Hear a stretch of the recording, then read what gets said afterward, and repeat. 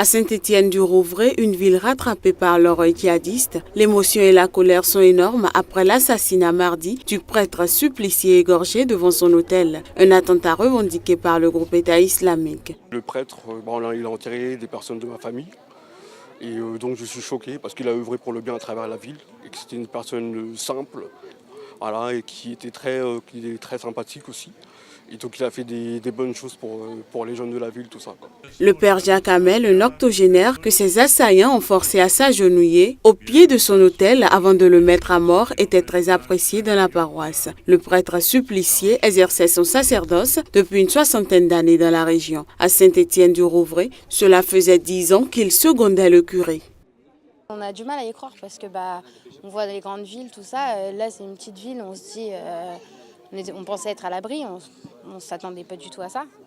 Puis finalement, aujourd'hui, c'est nous qui sommes touchés. L'un des deux assassins, identifié comme Adel Kermiche, avait tenté par 2 fois de rejoindre la série. Kermiche, qui avait en outre interdiction de quitter le département Seine-Maritime, devait pointer au commissariat 1 fois par semaine et remettre sa carte d'identité et passeport. Mardi, il a frappé avec un complice encore non identifié. S'agissant du second terroriste, neutralisé par les services d'intervention spécialisés, son identification formelle est toujours en cours. Enfin, dans le cadre de cette enquête en flagrance, un individu mineur, pour être né le 18 août 1999 en Algérie, a été placé en garde à vue ce jour à 11h40. Face à une situation terroriste exceptionnelle, l'ancien président Nicolas Sarkozy réclame la mise en œuvre sans délai de certaines mesures de sécurité proposées depuis des mois, préconisant notamment de placer en détention les 12 000 individus fichés ex en France. La réponse des autorités n'a pas tardé. Le ministre de l'Intérieur, Bernard Cazeneuve, a jugé la proposition anticonstitutionnelle.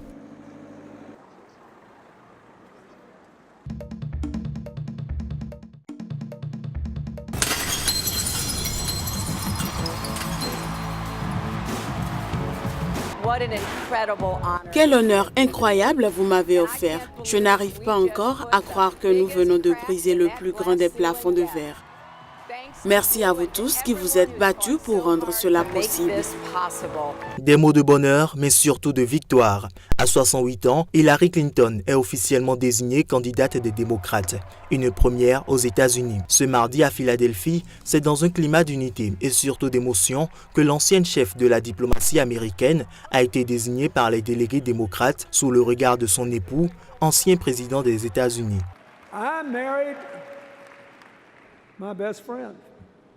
J'ai épousé ma meilleure amie. J'étais toujours émerveillé après 4 ans avec elle par son intelligence, sa force, son amour et l'attention qu'elle avait. Et j'espère vraiment que le fait de m'avoir choisi et d'avoir rejeté mon conseil de poursuivre sa propre carrière était une décision qu'elle ne regrettera jamais. Là, je suis très émue, je suis très contente. Notre première femme candidate d'un grand parti, c'est juste incroyable. J'aime Bernie aussi, j'aime notre famille démocrate. Dans la salle, au milieu des délégués de son État du Vermont, Bernie Sanders, qui a mis fin à la procédure de vote, demandant la suspension de la procédure de désignation d'Hillary Clinton comme candidate du parti. Cet acte provoque une véritable ovation dans la salle, mais également une colère des partisans de Sanders qui sortent de la salle. Lundi déjà, certains partisans du sénateur américain ont manifesté, s'insurgeant contre le soutien de Sanders à Hillary Clinton.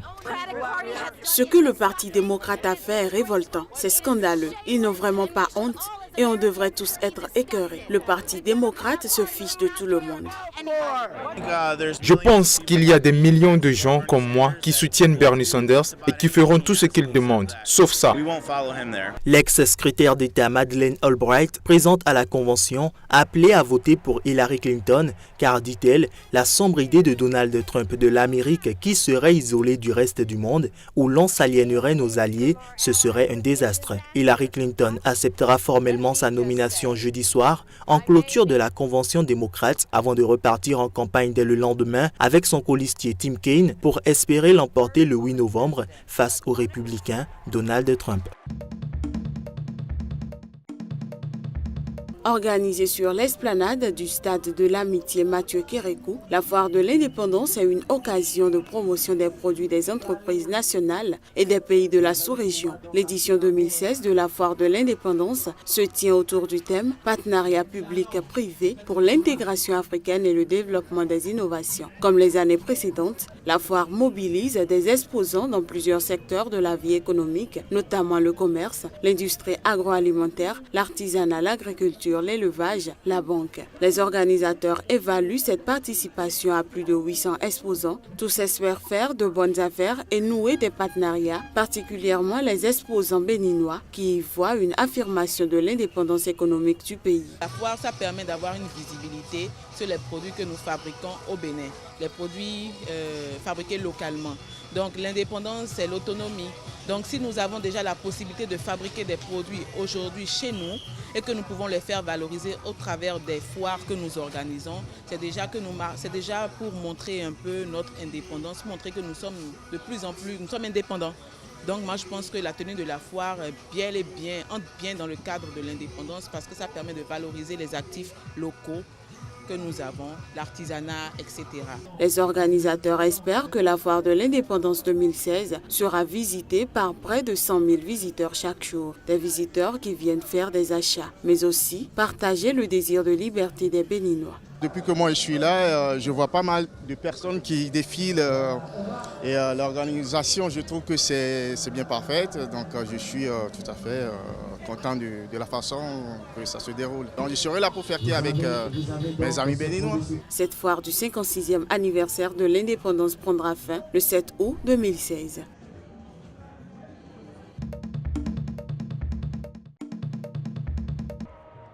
Le dirigeant noir de la DEA, principal parti d'opposition sud-africain, a accusé mardi la formation au pouvoir, le Congrès national africain, de l'ancien président Nelson Mandela de jouer la carte raciale pendant la campagne pour les municipales du 3 août qui s'annonce disputée.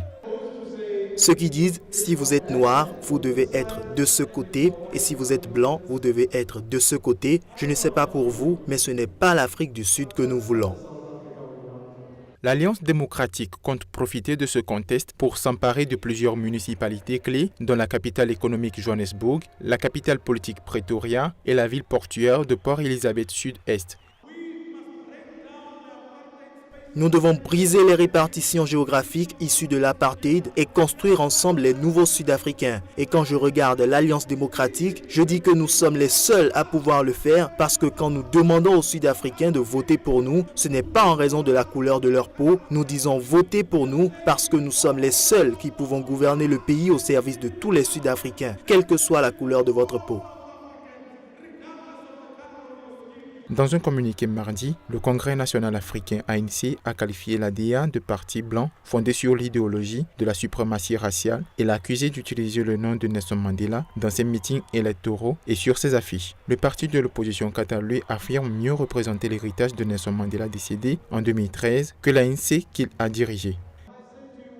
Je vous dis une seule chose, lorsque l'ANC tombera, Madiba sera toujours debout, parce que Madiba était plus grand que juste l'ANC, il est le père de notre nation. Actuellement, la DEA ne contrôle qu'une importante municipalité en Afrique du Sud. Ce scrutin sera un test pour l'ANC au pouvoir depuis la fin officielle du régime ségrégationniste en 1994, alors que l'économie sud-africaine se débat avec un taux de chômage record 26,7% et le chef de l'État Jacob Zuma est empêtré dans plusieurs scandales.